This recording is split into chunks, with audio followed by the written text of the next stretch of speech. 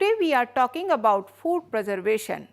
It's a very important lesson and it's a very ancient science and art and skill.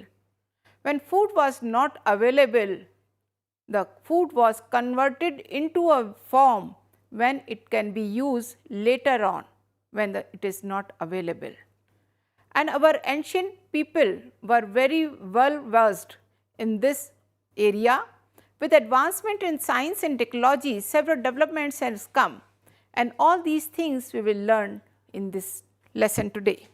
Hello, I am Dr. Anjana Agarwal talking on this lesson, food preservation. Let us see the objective first. Food spoilage and reason for it, shelf life of different foods, importance of food preservation, principles of food preservation, methods of food preservation and certain ways to maintain the hygiene during handling and storage of food, particularly the preserved food. Let us see one by one. The term we are using now is food spoilage. It means when food is no longer fit for human consumption. Everybody must have seen, experienced the such kind of state. This bread is converted into a blue fungus kind of thing. This is again a cotton-like structure, black and different. So, this food is not edible and then we call the food is spoiled. Food spoil is done by microorganisms, insects and rodents, rodents means rats, and enzymes which are already present in the food. What are microorganisms? First thing, it cannot be seen by the naked eye. You are not able to see the microorganisms in any food. So, they are tiny living creatures which are present everywhere all the time and cannot be seen with the naked eye. So, here these are the microscopic form of the microorganisms. They are good and they are harmful also. When they are good, this is occurred. This is also developed by the use of microorganisms which are useful. There are various species which are used to convert the milk into the curd. So, that is good for health. When some microorganisms are harmful which spoil the food and make it unfit for the consumption, this is the bread. When it turns into this kind of thing, it should not be consumed because it will harm to the body. There are various forms of microorganism. There can be mold which looks like a cotton-like structure. This is bacteria which cannot be seen at all. This is yeast. These are different forms of microorganisms. How they develop? We have to provide the conducive environment. Air surrounding the food contains the microorganisms. Food containing high moisture, for example milk, that is why the milk spoils very fast. Food is stored for longer time without proper storage. If you keep on storing for longer time, I cannot keep the bread outside for a month and still able to eat it because that will spoil. Food is stored in high temperature and high humidity. That is why food gets spoiled very easily during summer and during rainy season. They settle on the outer layer of the food, as you have seen in the last picture, produce certain chemicals leading to the spoilage of food. Next is your enzymes.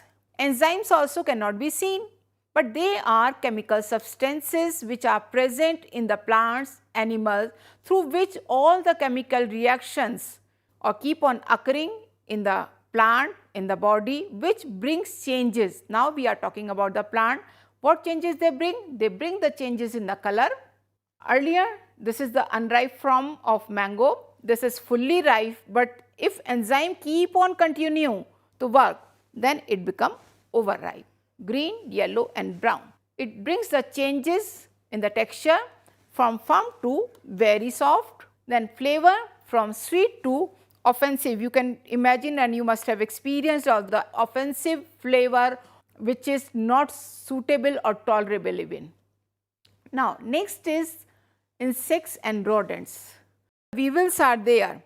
You must have experienced when you keep the rice in the container at your home and sometimes crawling insects are there. So, they soon spoil the grain, which makes the unfit. Particularly the pulses, they spoil the grain from the inside, outside the grain is all there, and they make the hole out of it, and after some time it becomes black. That is totally unfit for the human consumption. So, this is the rat eating the food and leaving the excreta here and there, which is harmful. Now, we will talk about the food storage. Everything has to be stored, particularly the perishable things. Food storage means to keep the food in the container like this, depending upon the kind of food, because this is the bags where the wheat is kept. Here is the small containers kept in the refrigerator, cut vegetables or the fresh foods, milk is kept there. So, food storage means keep the food in the container in a safe place where it can stay in edible or usable condition till needed. Now, shelf life. It is a common word, but it has to be understood. For some it may be new word also. What is that? Shelf life is the period during which the food items can retain their freshness and its quality and suitability for consumption. So, shelf life basically is the period, and different foods can have different shelf life, and there are various kind of conducive environment like moisture content, storage environment, temperature, humidity can determine the shelf life of a food item. They are classified on the basis of stability into three: non-perishable, semi-perishable and perishable. And what are the differences? Non-perishable can be stored for months. Which food? Cereals, pulses, sugar, oil. Semi-perishable can be stored for some weeks like maida, potato, biscuits, etc. Perishable can be stored only for a few days like milk, bread, green leafy vegetables, because the perishables contain high moisture content and spoil very fast. Now comes to the main issue, the food preservation. Let us define what is food preservation. Food preservation is a way of processing the food to prevent it from food spoilage and making it useful and consumable in future. So, these are some of the preserved food item. Chips, everybody knows is. The pickle is very commonly used in our country. What is the importance of why we preserve the food? Let us see what are the advantages to increase the shelf life. You have just learned it can be stored for several years. When we make the pickle, we do not make the pickle on a daily basis, but we can make the pickle for years. Sauces, bread, biscuits. Bread can be stored for lesser time, but for biscuits can be stored for months. To add variety to our meal, one time you eat the bread, another time you eat the biscuits. So, it keep on giving the variety. To take care of excess food, in season a surplus amount of crop is available and go wasted if it not preserved adequately. It increases the food supply. Some of the preserved items are anytime, everywhere available, so you can consume it. Makes the transportation and storage of foods very easily. Stored food can be transferred much more easily than the fresh or raw food. Preserved food items can be sent to the places where they are not grown. So, everywhere every food is not grown. So, people live there, but preserved food can be sent there. Decrease the wastage of food. See the wastage. If it is converted into the product, it can be used. See the deficiency. This food, even the preserved food is given to this child, it can prevent the dietary deficiencies, and here the child is eating the food. Now we will learn about the preservation of food. There are three methods. One is killing the microorganisms. Exposing the food to high temperature for different time will kill the bacteria or microorganisms. There are mainly boiling, we keep on doing the boiling of the milk. Pasteurization, milk is used, and sterilization and canning. One by one, in brief, we will learn about it. What is pasteurization? Food is heated to a high temperature, then quickly cooled. That means microorganisms are not able to withstand the sudden changes in the temperature, hence killed. So, whatever milk you are getting in such way that before reaching to you it is pasteurized to kill the microorganisms or extend the shelf life. But in this case only some microorganisms are still surviving. So, food is preserved for the few days only. Sterilization is further advanced technique. Food is heated to high temperature, but for a longer time and often under pressure. What is the difference? In pasteurization, you are heating the product, but sudden change in the temperature you are cooling. Here you are heating the food at high temperature, but for a longer time continuously and under pressure. What it does? It makes the food free from all types of microorganisms. It is also used for sterilization of bottles or containers before it is used to store the preserved food. Next is low temperature. You have learned the principle to kill the microorganisms, the high heat temperature. Now we are talking about the low temperature. What is that? The refrigeration and deep freezing. You keeping your food daily in the refrigerator, but for longer time you can use the deep freezer. Next is preventing delaying of action of microorganisms. This is the another way to take care of the microorganisms or prevent the food from the spoilage. How? By providing the protective covering, by raising the temperature, by lowering the temperature, and by adding the chemicals. This is the coverage. See how the food is kept in the polythene bag. Here the aluminum foil is used. Next, by lowering the temperature, we are keeping the food in the container. This is the frozen vegetables, this is the frozen peas. By raising the temperature, heating the food as you keep on doing the daily cooking, and by adding the food like sodium benzoate. Now, next or third one is stopping the action of enzymes. How? When we do the blanching, blanching is a method when the vegetables are dipped in hot water or exposed to steam for a few minutes only. As I told you earlier, enzymes are already present in the food. Even after harvest, they keep on working. To stop that functioning of the enzymes, heat treatment is given, and that is called blanching. So, that stops the ripening process and stops the development of the microorganisms. Now, we have also talked about the use of preservatives. There are two types of preservatives. One is natural and another is artificial. In natural, we regularly use at home salt, vinegar, lemon juice, sugar, oil and spices. We will see some examples. Also, artificial are citric acid, sodium benzoate and potassium metabisulfite.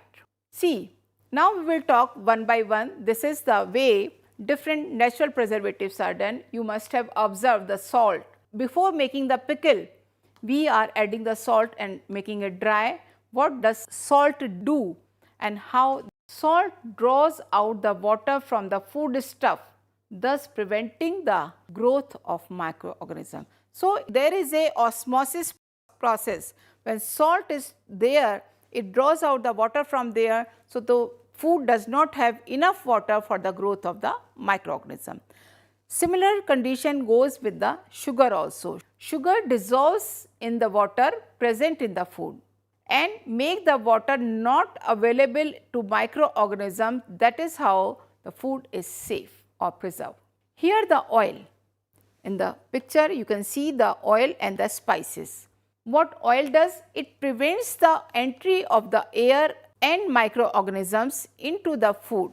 When the oil is there on top, the air cannot go in, the microbes cannot go in, so it cannot provide the atmosphere for the microorganisms to grow more. And in addition, when we add the spices, or we can easily say the spices acts as antibacterial, antifungal properties. Acids. Acids increases the acidity in which the microbes cannot grow. Microbes also require certain level of pH or acidity, but by adding the extra acid from external sources in the form of citric acid or vinegar or lemon juice. So, it increases the acidity of the food product and where the microbes cannot grow. Now, there are certain methods of food preservation: drying, pickling, making jams, squashes and freezing. Let us talk some of them. Dehydration is a very age-old method. Whatever you want to dehydrate, you just keep in the sun slowly, but advancement in science, dehydration is done in the control condition. What it does and what is the basic principle behind it? Principle is removal of water. So, it usually implies the use of controlled conditions of heating with the forced circulation of air. That means the water is removed from the product and product can be saved or preserved for longer time. This is a method of making the potato chips. You just clean and wash the potatoes very carefully and you need to peel also. Then you blanch as I showed you for some time. That blanch, then you can put this in salt and KMS solution for 10 minutes only, just to avoid the discoloration, because many a times if you do not put in KMS solution or salt, it can decolorize or get blackened under the sun. So, then you dry in the sun on a clean cloth and cover till dry, then pack in the polythene bags and store in airtight condition or at cool temperature. Another method we will talk about the apple jam. Fruits is boiled with the or without water. This is the fruit apple. Now, this will convert it to this. Here you can check the pectin also. Juice extraction containing pectin and acid is mixed with sugar and check the pectin at this. Finally, keep on boiling till it sets to a clear jam or jelly, whatever you want to make. This is, you find it this way. Next method is your freezing. Freezing the fruits and vegetable in season can be of great benefit as they can be available when they are not in season, and the green peas is very popular example and we can buy this very easily. Very important thing to remember is storage temperature. What is in storage temperature? Refrigeration is 4 to 7 degrees centigrade. Cold storage 1 to 4 degrees centigrade or below, and when freezing is there, minus 18 degrees centigrade or below. Now, there are certain points to remember when you are making anything or any preserved food item. You must clean every utensil, every tool you are going to use it. It is not only the food item which you are going to wash, but it is the utensil and the tool as well as the surface where you are going to work. Collect all the required material before starting the processing. Many a times it is very common with unplanned kind of food preservation, or you do not place everything in place whatever is to be used. For preserving any product, it is essential that bottles should be properly sterilized beforehand. Do not do that after you make the product, then you keep on sterilizing for half an hour, then you fill the product.